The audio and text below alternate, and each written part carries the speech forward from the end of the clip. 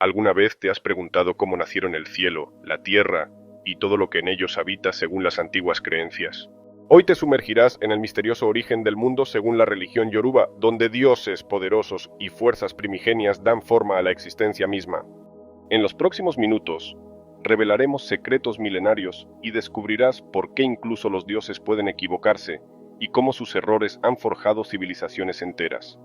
Desde la creación de las primeras colinas hasta el nacimiento de la humanidad imperfecta, cada paso de nuestra historia está lleno de enseñanzas profundas y sorprendentes giros. Quédate hasta el final para entender cómo estos mitos no solo explican el pasado, sino que también iluminan nuestro presente y podrían predecir nuestro futuro. No te pierdas ni un segundo de este viaje a través de los misterios de la creación Yoruba. Comencemos. Bienvenidos a Ofunoshe. Hoy les presentamos la creación del mundo según la religión Yoruba. En la narrativa Yoruba se relata que al principio solo existía el espíritu de Olodumare, quien era la propia existencia de todo lo que se conocía. Este ser supremo, considerado el Padre Divino, tenía el poder de infundir vida.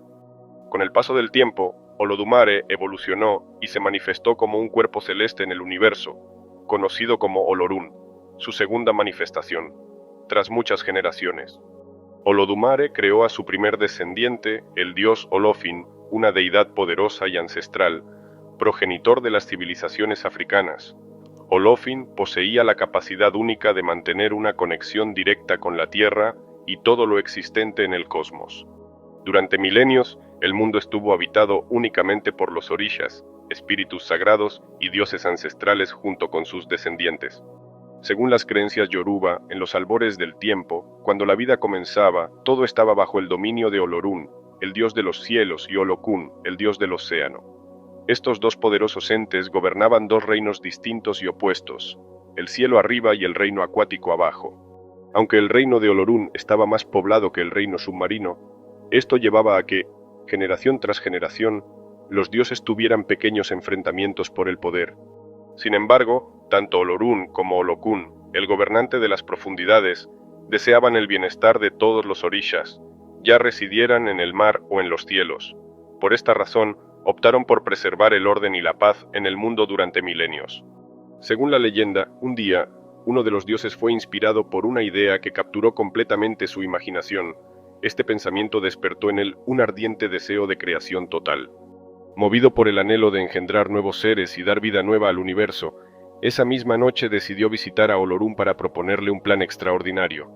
Obatalá, una deidad poderosa y astuta, maestro de la creatividad, la pureza, la armonía y la paz, fue quien concibió por primera vez su más grandiosa creación. Obatalá se presentó ante Olorun.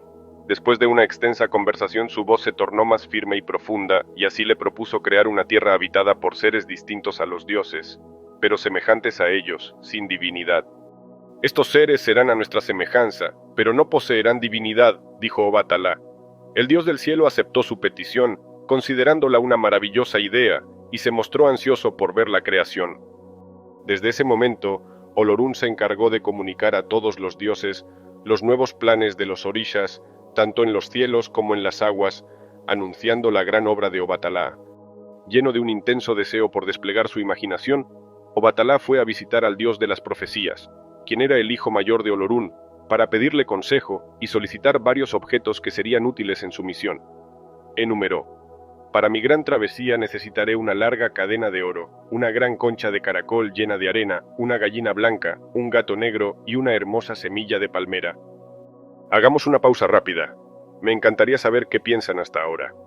Déjenme un comentario con sus impresiones y sugieran temas para futuros videos. Su feedback es vital para nosotros.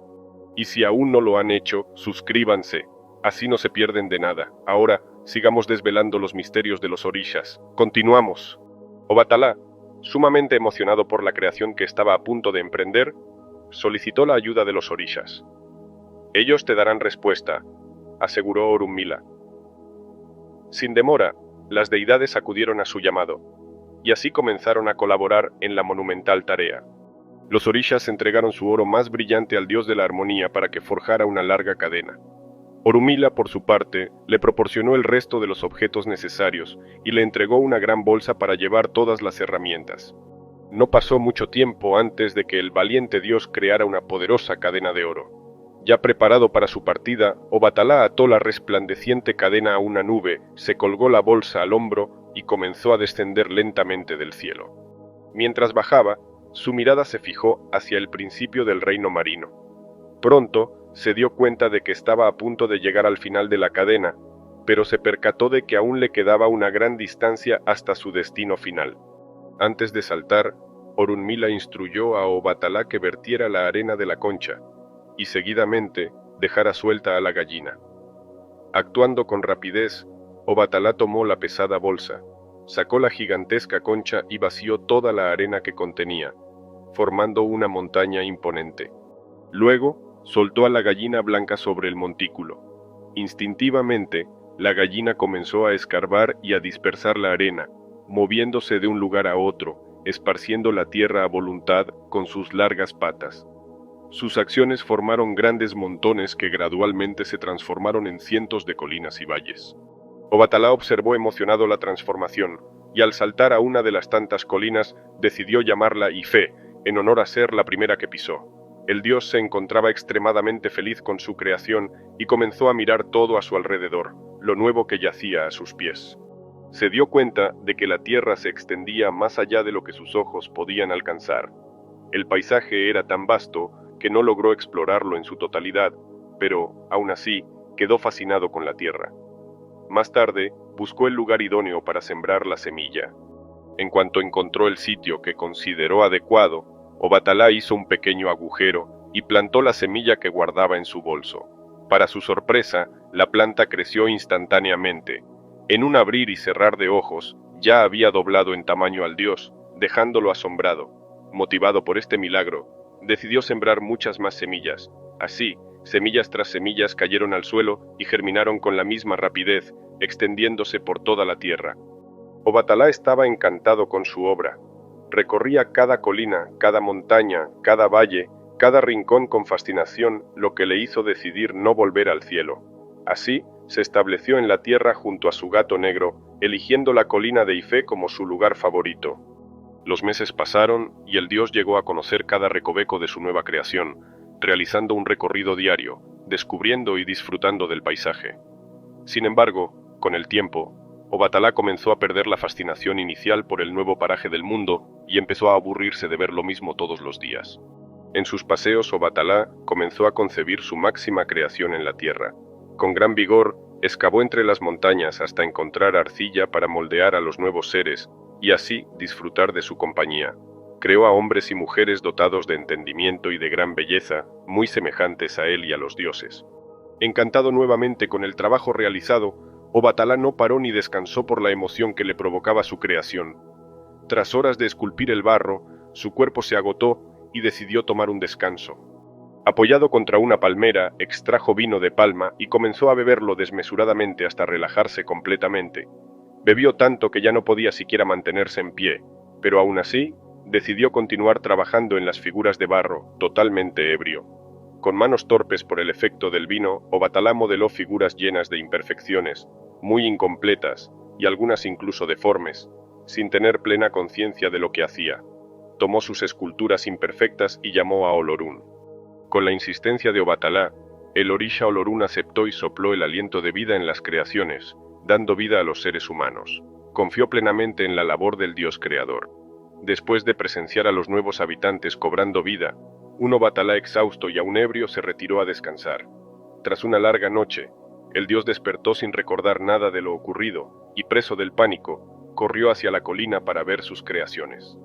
A medida que se acercaba, un murmullo creciente lo envolvía.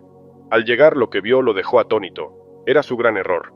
Los humanos estaban deformes, no poseían la belleza ni la esbeltez de aquellos que había formado en estado consciente.